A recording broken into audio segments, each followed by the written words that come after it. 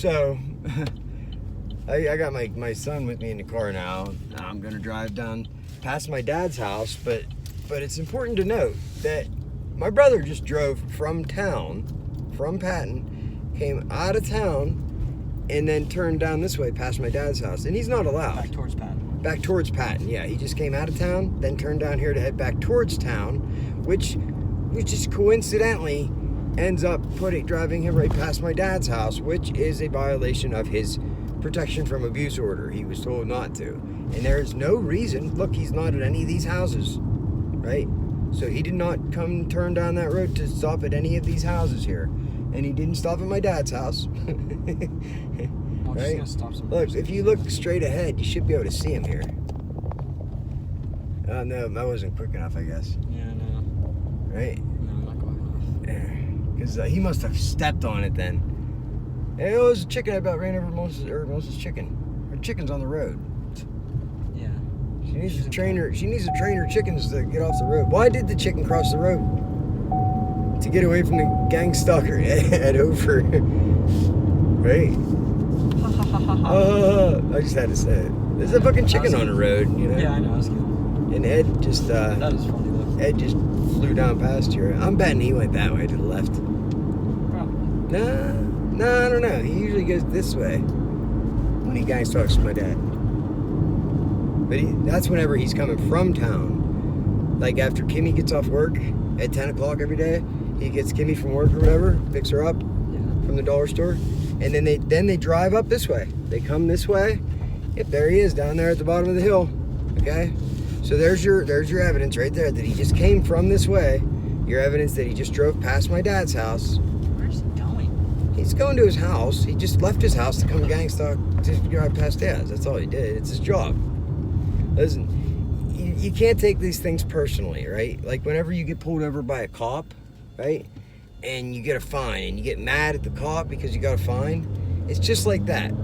You know, don't get mad at the gang stalker, right? That's funny. Don't get mad at the gang stalker because they're just doing their job.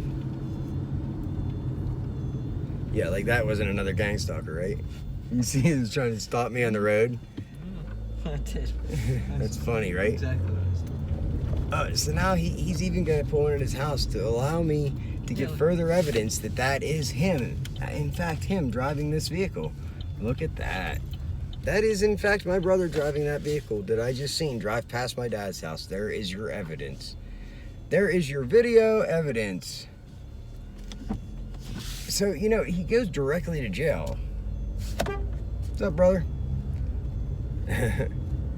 Now he's going to put something on YouTube. I'm sure he's going to put something on YouTube saying that I was stalking and following him, right? Yeah.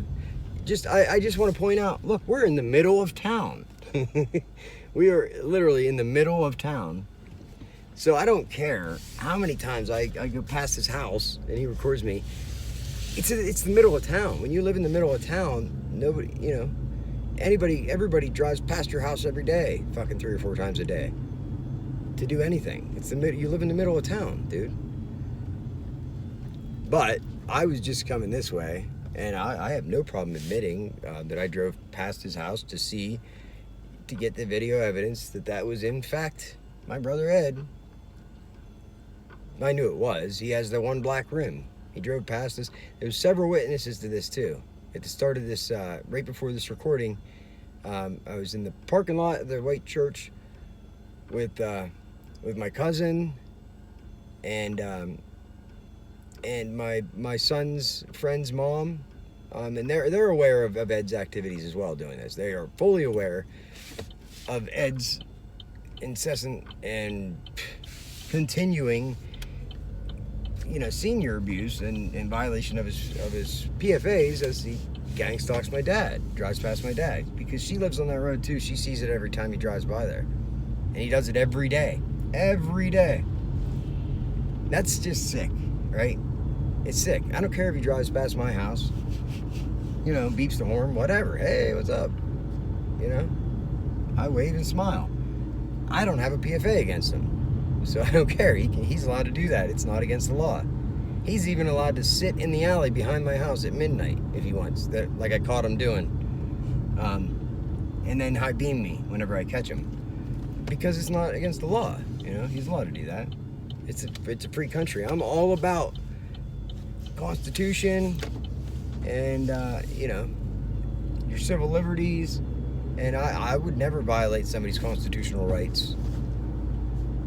But you know, whenever they're, you know, when there's a protection, there is a court order protection from abuse.